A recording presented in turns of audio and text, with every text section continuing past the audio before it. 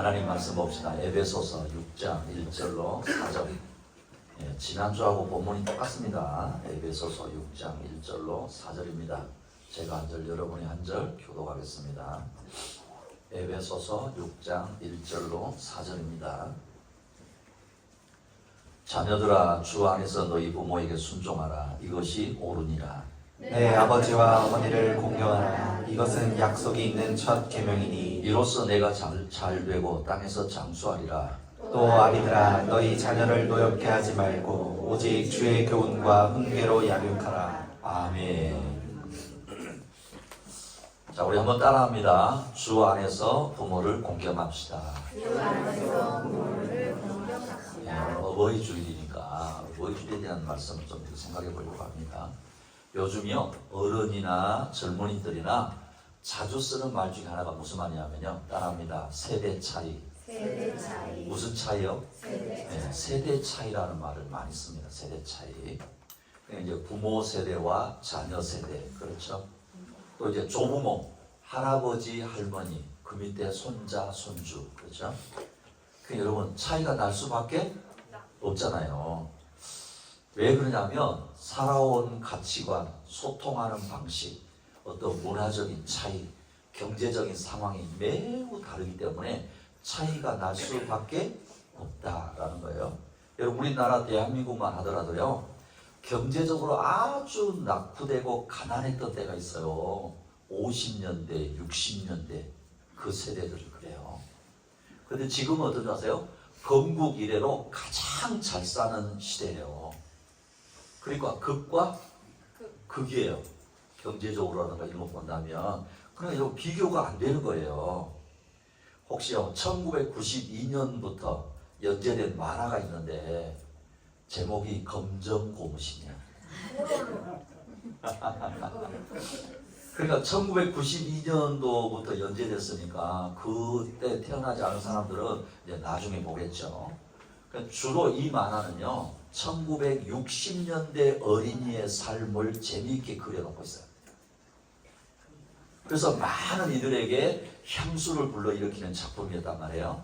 그러니까 이 만화는요, 주로 중장년층 노인 세대에게 큰 영향을 미쳤고 추억과 가치관을 공유하게 만들었어요. 맞아요. 그래서 맞아요. 진짜 그래요. 우리 집에도 우리 큰아이나 단지는 사실은 세대가 안 맞잖아요. 그런데 신기하게도 그 검정 고무신을 보더니 엄마 아빠한테 그랬어? 그러는 거예요. 그래서 공감대가 만들어지는 거예요. 요즘과 같이 보세요. 명품을 선호하고 개인주의가 강한 세대에게는 이상한 이야기가 될 수도 있어요. 그러나 어른들의 세대, 부모님들의 세대를 이해하려고 하면 한 번쯤은 볼만한 만화예요. 최근에 넷플릭스에 전 세계 사람들의 안구를 정화시킨 드라마가 있었다고 그랬죠? 또 이게 무슨 말인지 모르는 분들은 자기가 그만큼 늦었다고 생각하세요. 전 세계인들의 안구를 정화시킨 거예요. 눈을 한번 새롭게 닦아 만들었어요. 왜냐하면 제주도를 배경으로 한 사람의 과거의 회상과 시대적인 아픔을 통해서 현대인들과 쉽게 공감할 수 있는 주제를 다룬 드라마였단 말이에요. 제목이 뭐예요? 오케이. 저도 이 드라마를 이제 봤는데요. 처음에는 제가 제목에 속았어요. 왜냐면 폭삭 속았수다라고 하니까 이거는 분명히 인생을 살아보니까 후회밖에 없더라, 뭐 이런 의미인 줄 알았어요. 정말 순진하잖아요, 그죠? 제목대로 보면. 그런데 제주도 방언으로는 수고 많으셨습니다 라는 것을 알고 더 감동이었어요. 여러분, 인생이 다른 거 아니에요. 오늘 장로님도 기도하셨지만 정말 여러분, 한 인생을요, 적어도 한 50년, 이제 60년, 70년을 살았다고 하는 거는요, 폭삭 속았수다 인생이. 맞아요, 틀려요? 맞습니다. 맞아요. 물론 그 내용은 우리나라의 전통적인 문화가 그려져 있는 부분들도 있어요. 예를 들면 유교적인 내용이 많아요. 무속적인 내용도 나와요. 그런데 전체의 내용에서는 감동과 생각을 많이 많이 하게 했어요. 5월 가정의 달인데 아직 혹시 안 보신 분이 있다고 한다면 그분은 모든 세대가 한 번 볼만한 드라마예요. 고무신만 말고 모든 세대가 한 번쯤은 볼만한 드라마구나. 이 드라마를 통해서 가족애를 깊이 생각할 수 있어요. 힘든 시대를 살아온 부모의 세대 이야기는요, 위로와 공감이 있어요. 그리고 거기 등장하는 각 캐릭터가 주는 이미지는요, 인간적인 감정을 표현해주고 있어요. 그래서 확시 알죠? 그런 사람도 때로는 뭐 할 수 있어요? 그럴 수 있었겠구나라는 공감을 주더라는 거예요. 이 드라마가 얼마나 인기가 있었던지요, 해외에서는 더 난리가 났다는 거예요. 해외에서는. 심지어 그래서 저는요, 심리학자들은 다양하게 분석을 내놓고 있어요. 그래서 그 심리학자들이 이 드라마가 도대체 K-드라마인데 왜 이렇게 모든 사람들에게 이렇게 영향을 줄까? 공통적인 내용 중에 하나가 뭔지 아세요? 혼자 살아가기에는 벅찬 인생이라는 주제를 반복적으로 전달하고 있다는 거예요. 혼자 살기에는 너무 힘든 인생이라는 거예요. 그래서 혼자 살아가는 것이 아니라 의미 있는 삶을 위한 진정한 공동체의 필요성을 강조하는데 대표적인 것이 뭐예요? 그렇죠. 가족이라는 거예요. 가족. 혼자 살아가기는 너무 힘든 인생인데 그래서 함께 해야 된다는 거예요. 대표적인 게 뭐라고요? 가족이라는 거예요. 한국 드라마인데 외국인들이 보면서 눈물을 흘리고 감동을 받는 이유 중에 하나가 드라마 속 상황들이 모든 사람에게 보편적으로 느낄 수 있는 내용이기 때문에 그렇다는 거예요.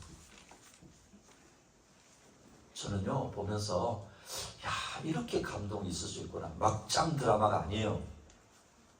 성공해야 된다고 말하는 드라마가 아니에요. 가족 드라마예요. 가족.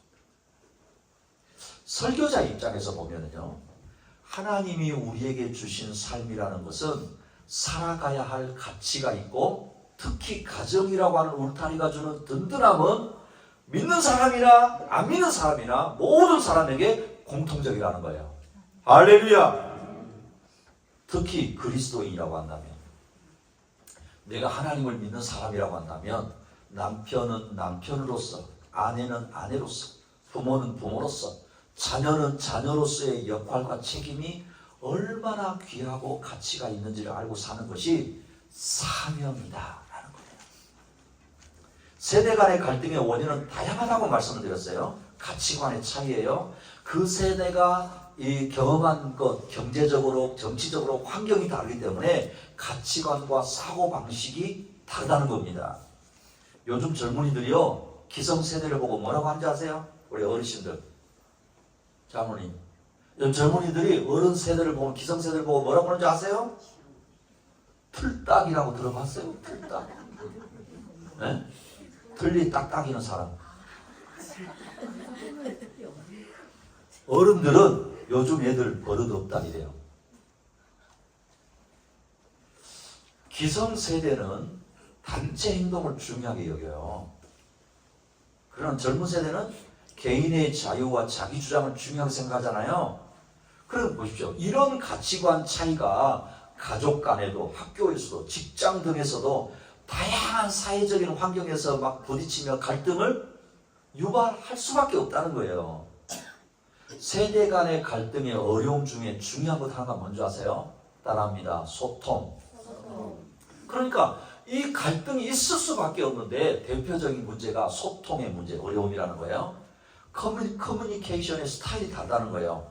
젊은 세대는 최신 유행어를 사용해요. 그렇죠? 저도 몰라요. 그런 말 쓰면. 디지털 기반의 소통을 이제 선호한단 말이에요. 그런데 기성세대는 어때요? 전통 방식에 익숙합니다. 그러니 소통이 안 되고 오해를 초래하고 각자의 입장에서는 갈등으로 이어지는 거예요.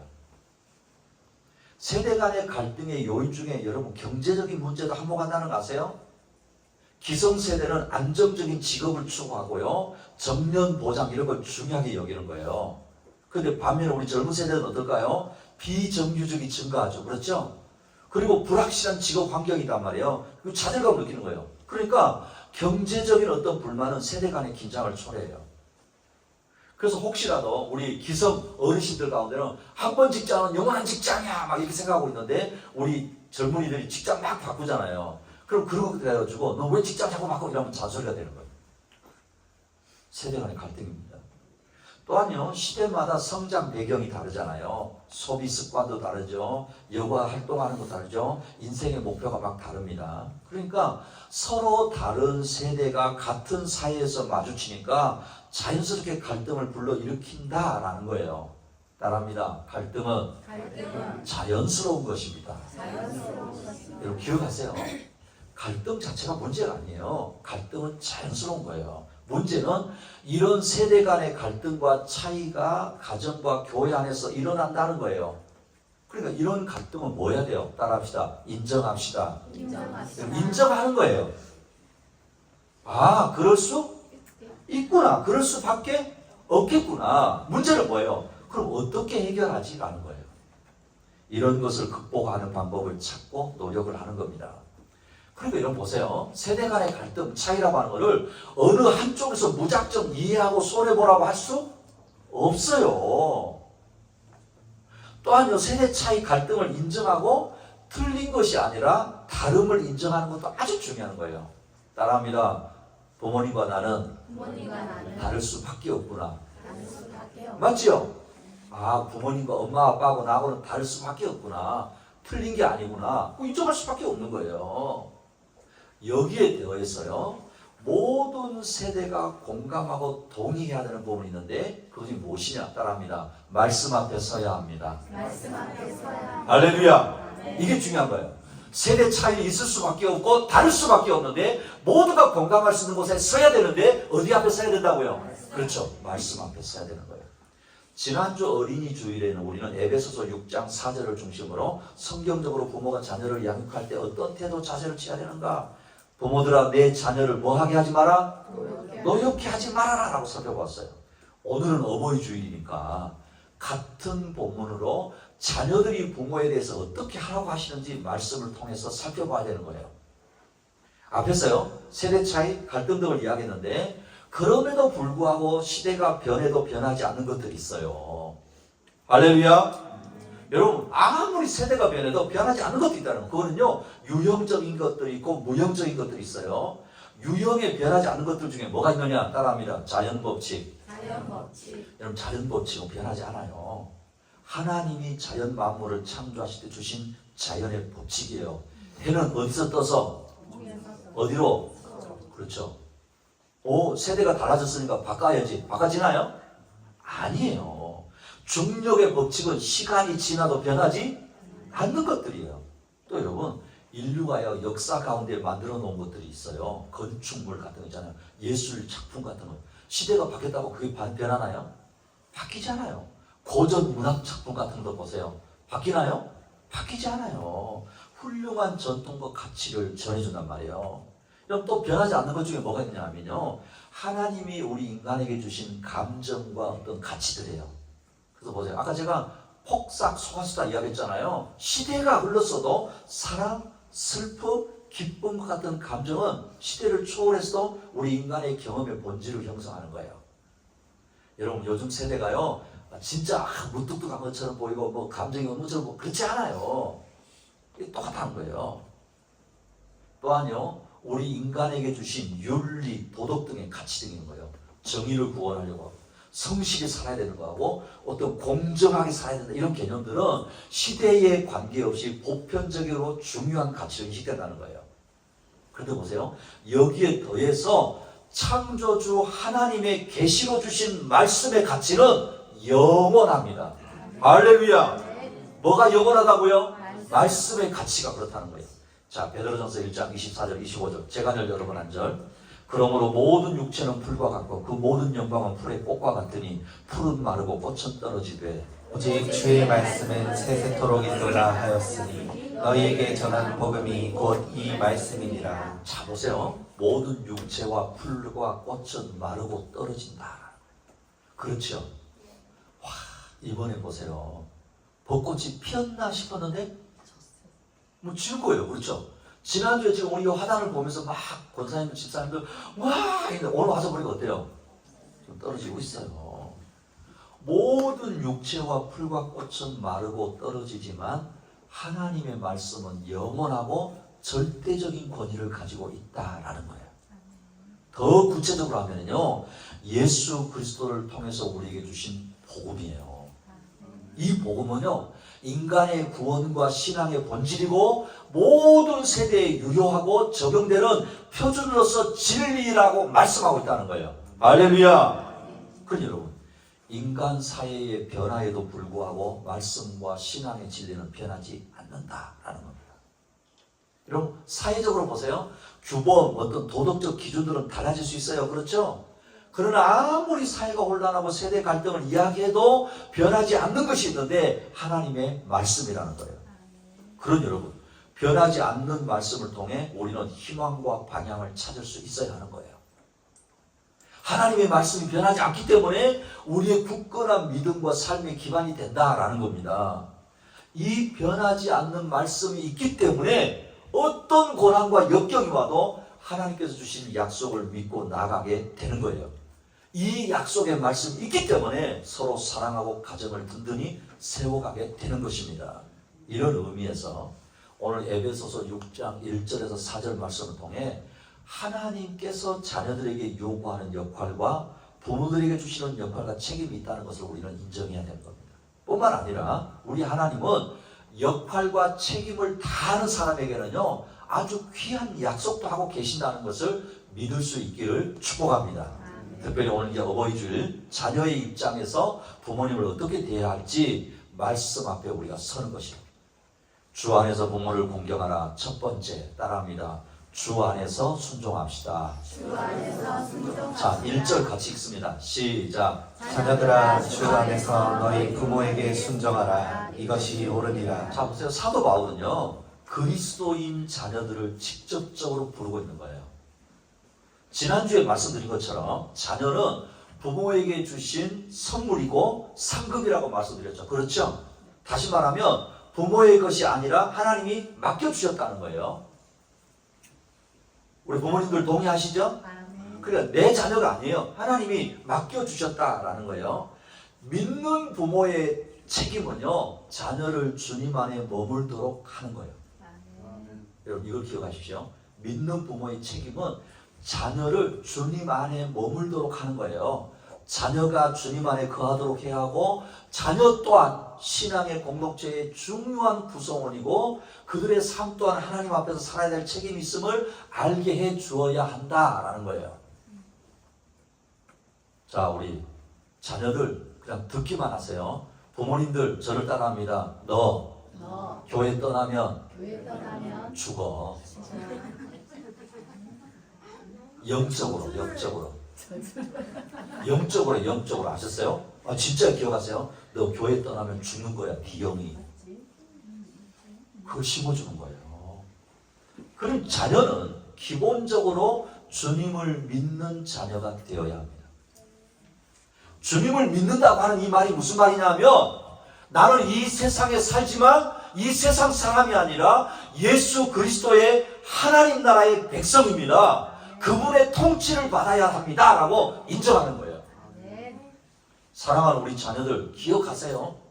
여러분들은 나는 이 세상 살고 있지만 나는 예수님의 하나님의 그 나라, 예수님이 나를 통치하시지, 이걸 고백할 수 있어야 됩니다. 사랑하는 자녀 여러분, 여러분이 부모님의 자녀가 된 것은 여러분의 선택이 아닙니다. 자녀가 맞지? 부모님을 네가 선택한 거 아니잖아. 근본적으로 하나님의 주권이, 무슨 말이냐면 하나님이 여러분을 지금 여러분의 부모님에게 보내신 거예요. 따라합시다. 바꿀 수 없으면 고민하지 맙시다. 바꿀 수 없는 것 가지고 고민할 필요 없어요. 변할 수 없는 것을 바꾸려고 하지 마세요. 인정하고 순응하는 겁니다. 근데 여러분, 세상은 뭐라고 그래요? 바꿀 수 있어. 거스릴 수 있어. 그렇게 할지 몰라요. 그렇죠? 그렇다고 바뀌는 건 아닙니다. 그러니 부모님을 인정해야 합니다. 물론 부모가 여러분 마음에 들지 않을 수도 있을지 몰라요. 조직이 무서워요. 우리 자녀들 기억하세요? 부모님이 내 마음에 안 들 수도 몰라요. 그렇죠? 그럼 바꿔 생각해보세요.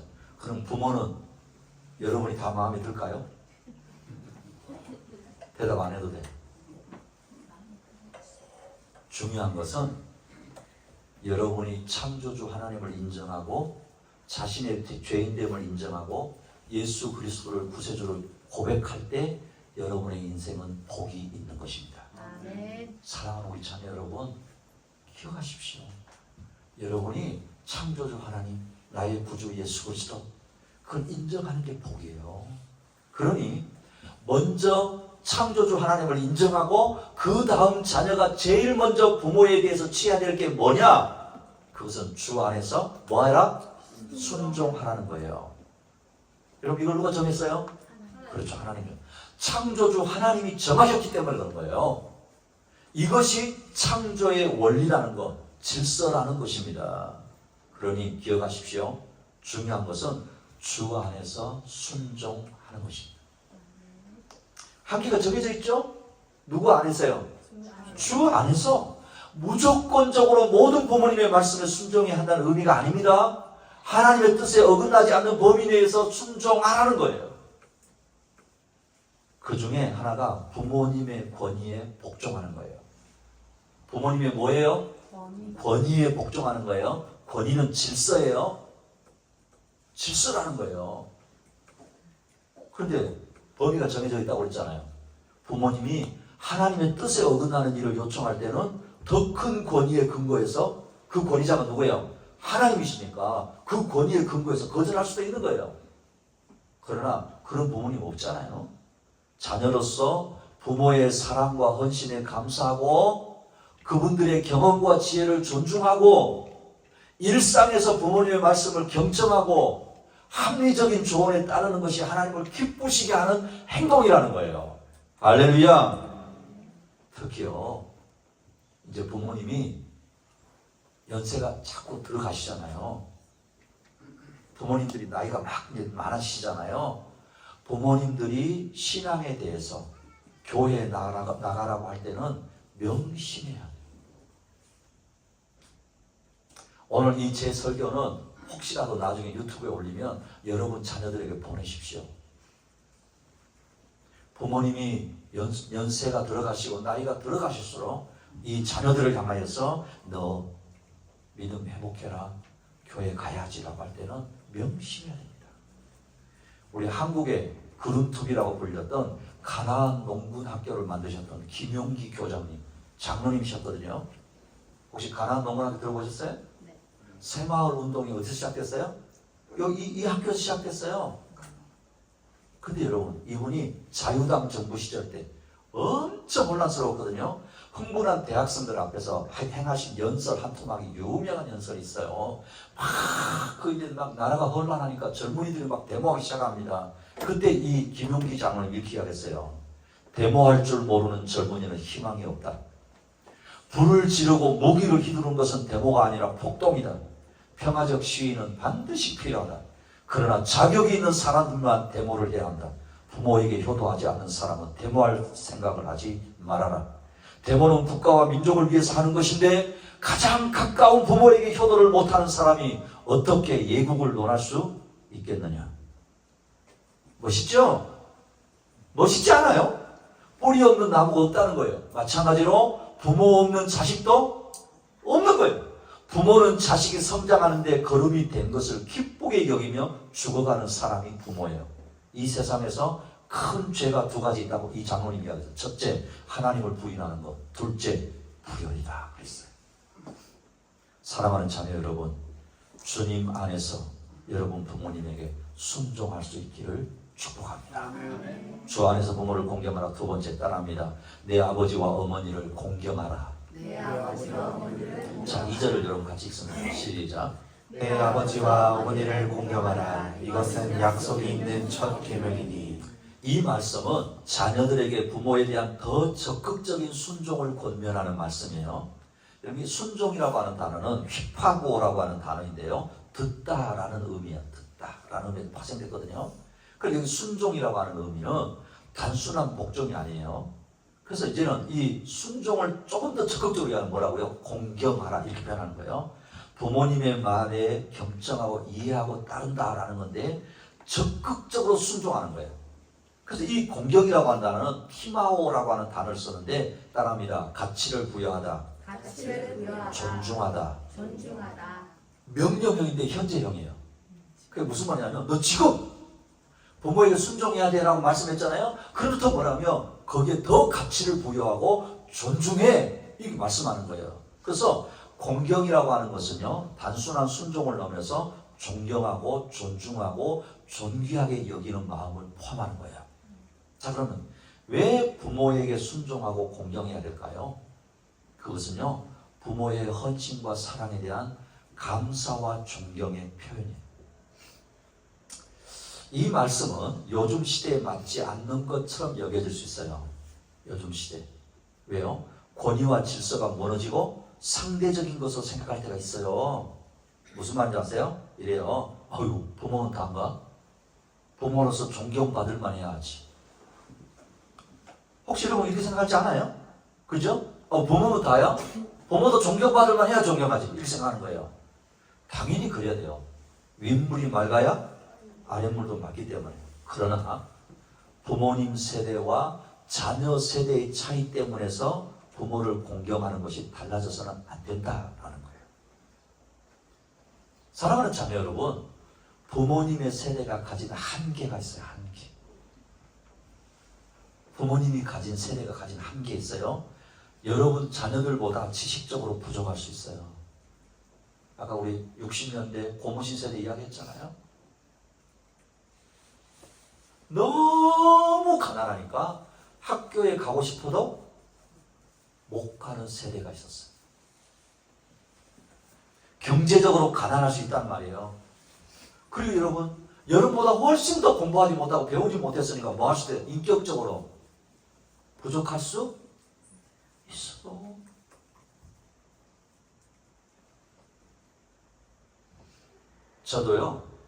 저도 검정 고무신 세대거든요. 그런데 자라오면서 사실 한 번도 너 사랑한다 들어본 적이 없어요. 먹고 살기 바쁜데 옷을 나 스스로 사서 입어본 적이 없어요. 그럼 여러분 어떨 수 있어요? 우리 부모님 세대의 한계가 있을 수밖에 없구나. 그렇다고 해서 여러분 이 말씀이 변하는 것이 아니라는 거예요. 그럼에도 불구하고 부모님께 예의를 갖추고 바른 태도를 보여하고 물질적인 필요를 채워드리고 정서적으로 지지하고 때로는 불편을 감수하며 그분들을 돌보아야 한다는 거예요. 이것이 공경의 표현이에요. 할렐루야. 또한요 자녀의 입장에서는 부모님을 이해하려고 노력해야 합니다. 현대사회는요 노인들이 겪는 고충이 다양합니다. 사회적으로 고립되고요 외로워지는 시기예요. 가족, 친구와의 관계가 약해집니다. 신체적으로 제약이 많아집니다. 사회적 연결 고리들이 줄어들어요. 고립감과 외로움을 느끼는 게 이제는 어른들 세대예요. 특히 여러분 남성의 경우가 여성보다 이 지적인 관계를 맺는 게 어려워져요. 제가 언제 말씀드렸죠? 요즘 혼자 살다가 가는 분, 고독 사는 분 있잖아요. 남자가 많을까요? 여자가 많을까요? 남자가 훨씬 많아요. 고립감과 외로움은요 우울증, 인지 기능을 저하시키고 심혈관의 질환을 일으키고 위험 증가 등 건강에 부정적인 영향을 미치는 거예요. 그럼 이제는 여러분 부모님의 세대는 어때요? 퇴직으로 인한 소득이 감소하죠? 물가는 오르죠? 의료비는 증가하죠? 그럼 경제적으로 어떨까요? 어려움을 겪는 노인들이 많아진다라는 거예요. 그리고 금융도 이제는 뭐예요? 디지털이잖아요. 그런데 요즘은 스마트폰 하나이면 다 금융거래가 되잖아요. 어른 세대는 어떨까요? 힘들어지는 거예요. 그래서 금융사기도 누가 많이 당해요? 어른들이 훨씬 많이 당하는 거예요. 만성질환과 심장병과 뇌졸중과 암과 당뇨 등 앓는 경우가 어른들이 훨씬 많습니다. 인지 기능이 저하돼서요. 치매, 정신건강 문제도 중요합니다. 그리고 심지어 이제는요. 우리가 옛날에 과거에는 아동학대 그랬잖아요. 이제는 여러분 아세요? 신체적, 정서적, 경제적 학대뿐만 아니라 어른들이 활동력이 없고 건강이 나빠지고 누군가를 의지해야 되니까 가족 구성원이나 간병인에 의한 학대와 방임이 있을 수밖에 없는 시대가 됐다. 나이에 대한 부정적인 고정관념과 차별이 있어요. 그러니까 사회 참여 기회가 줄어들고 소외감을 느끼죠. 그렇죠? 우리 어르신들, 우리 학연교회에 든든한 기둥들이시거든요. 왜? 새벽기도 멤버들이시니까. 일당백이거든요. 새벽에 차를 타고 오면서 우리가 온갖 인생의 히스토리를 막 다 이야기하거든요. 그 중에 하나가 뭔지 아세요? 취업 문제예요. 우리 어르신들도 그래 이번에 됐어요? 아니 안 됐어요. 또 기다리래요. 경쟁률이 높아요. 사회 참여 기회가 줄어들어요. 여러분 디지털 문화가 다 좋은 거 아니라고 했잖아요. 주거, 이동 다 어려움이 있습니다. 제가 최근에 서울을 이렇게 자주 가면서요. 지하철을 처음 탈 때는 정신이 하나도 없더라. 환승을 하니까 더 죽겠더라. 그래서 제가 좀 빠르거든요. 어플 하나 딱 깔고 한 번 가보니까 그 다음부터는 생각보다 쉽더라고요. 그러나 여러분 어른들은 제가 입장을 생각했어요. 와 노인분들은 안 되겠구나. 그런 생각이 들어요. 여러 고충이 있습니다. 자녀 여러분, 이런 부분을 이해하려고 노력할 수 있기를 축복합니다. 그래야 말 한마디를 해도 서운하게 하지 않을 수 있다는 거예요. 엄마는 왜 그래? 아빠는 왜 그래? 아니라는 거예요. 그것도 못해? 아니라는 거예요. 그럴 수 사랑하는 자녀 여러분, 아버지와 어머니를 공경할 수 있기를 축복합니다.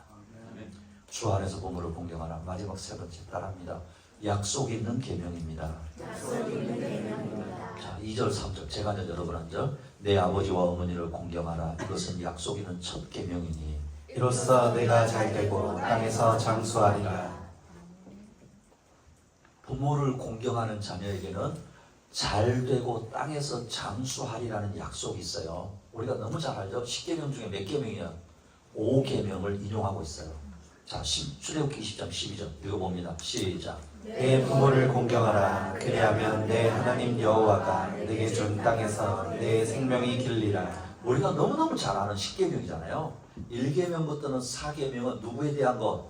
하나님을 어떻게 섬길 것인가? 그렇단 말이에요. 그 다음에 5계명부터 10계명까지는 사람들과의 관계인데 여러분 보세요. 이 땅을 살면서 제1계명이 누구를 공경해라? 그렇죠. 그러니까 이 공경이라고 하는 단어가 단순히 순종하는 것 이상을 의미한다고 말씀드렸죠? 자녀가 부모를 마음을 다해 존중하고 존경하고 감사하는 태도를 취할 때 부모에게 가치를 부여하게 된다는 거예요. 여러분 이게 오늘 잘 들으셔야 돼요. 그러니까 내가 부모님께 말씀을 따라 순종하고 공경하잖아요. 부모님을 마음 다해 존중하고 존경하고 감사하는 태도를 취하잖아요. 그러면 부모에게 가치가 부여된다는 거예요. 부모로서.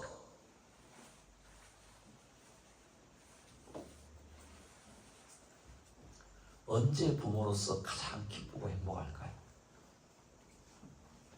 돈을 많이 벌었을 때일까요? 직장에서 승진했을 때일까요? 아닙니다. 내 새끼가 나를 인정해 주는 거예요.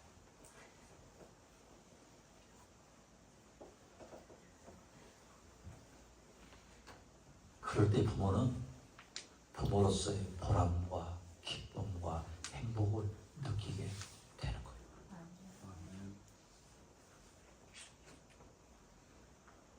그 폭삭 소가수다를 제가 안 보신 분은 꼭 보라고 분명히 이야기를 하고 있습니다.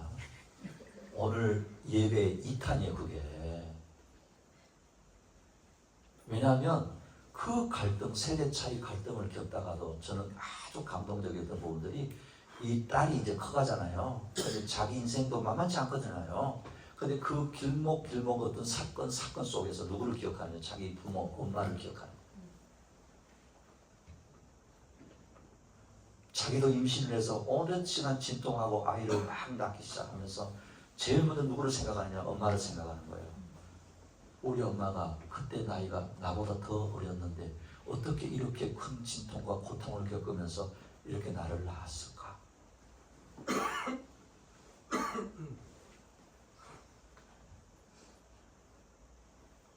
사랑하는 자녀 여러분, 큰 게 아닙니다. 여러분 부모에게, 엄마 아빠에게 내가 엄마 아빠의 자녀야, 엄마 아빠가 나에게 엄마 아빠가 이런 분이야, 그 말 한마디가 엄마 아빠의 가치를 확 높여줍니다. 이 계명에 하나님이 특별한 약속을 하셨다고 하고 있잖아요. 10계명 중에서 이 계명에만큼 특정한 약속이 딸려있다는 걸 여러분 주목하십시오. 그러니까 10계명 가운데 특별한 약속이 붙어있는 말씀이 이 말씀이에요. 부모 공경에 대한 계명이 그만큼 중요하다는 거예요. 바울이 이 계명을 강조한 것은요, 약속에 주목하기 위해서는, 무슨 말이냐면 원래 출애굽기와 신명기에서는 내 하나님 여호와가 내게 준 땅에서라는 구체적인 표현을 해요. 다시 말하면 이스라엘 백성들이 네 자녀들이 부모를 공경하며 이 약속의 땅 가나안 땅에서 잘 될 거야 라고 약속한 거잖아요. 그런데 이제는 바울은 땅에서로 일반화시켰어요. 무슨 말이냐면 이 약속이 이스라엘에게만 해당했던 것을 모든 민족에게 적용시키겠다는 거예요. 부모를 공경하는 자녀는 어디서든 복을 받을 것이라는 보편적인 원리로 확장하고 있다는 거예요. 심지어 불신자라 할지라도 자기 부모를 제대로 공경하면 잘 되게 해주신다는 거예요. 할렐루야! 예외는 있어요, 물론. 그렇죠? 그러네요. 대개 부모를 잘 공경하고 주 안에서 부모에게 잘 순종하는 자녀가 그렇지 않은 자녀보다 더 존경과 인정을 받고 더 잘 될 것을 말씀하는 거예요. 할렐루야! 진짜입니다, 여러분. 제가 아주 예를 하나 들어볼게요. 미국 필라델피아에서 효심이 지극한 한 소년이 있었어요. 소년의 가정은 너무너무 가난했어요. 그 엄마가 뭘 하느냐면 매일 가방에 물건을 가득 담아 상점에 배달하는 일을 막 하는 거예요. 그런데 소년은 어머니의 그 힘겨워하는 모습을 보면서 가슴 아팠어요. 엄마가 막 이제 봉다리에다 뭘 막 배달을 해줘야 되는 일인데, 근데 이 소년이 어느 날요, 엄마를 생각하면서 종이 쪽지로 가방을 접었어요. 늘 가방을 만들어 가야 되니까. 근데 뜻밖에도 밑바닥이 네모난 종이 쇼핑백이 만들어진 거예요. 그냥 만들어진 거 아니에요, 지금이.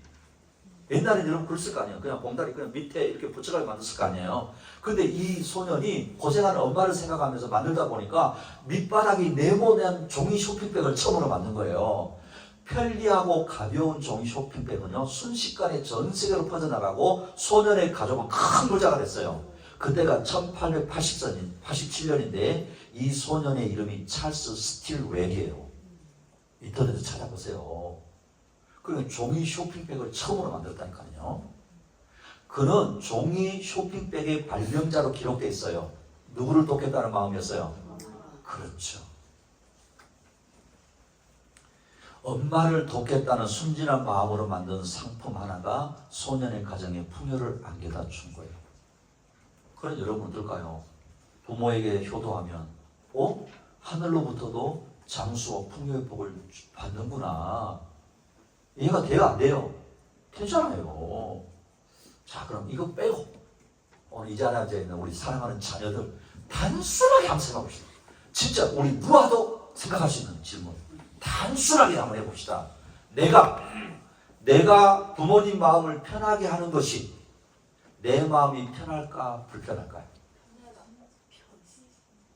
잘 생각해. 그러니까 내가 부모님 마음을 편하게 해드리는 것이 내 마음도 편할까 불편하게 해드리는 것이 내가 편할까요?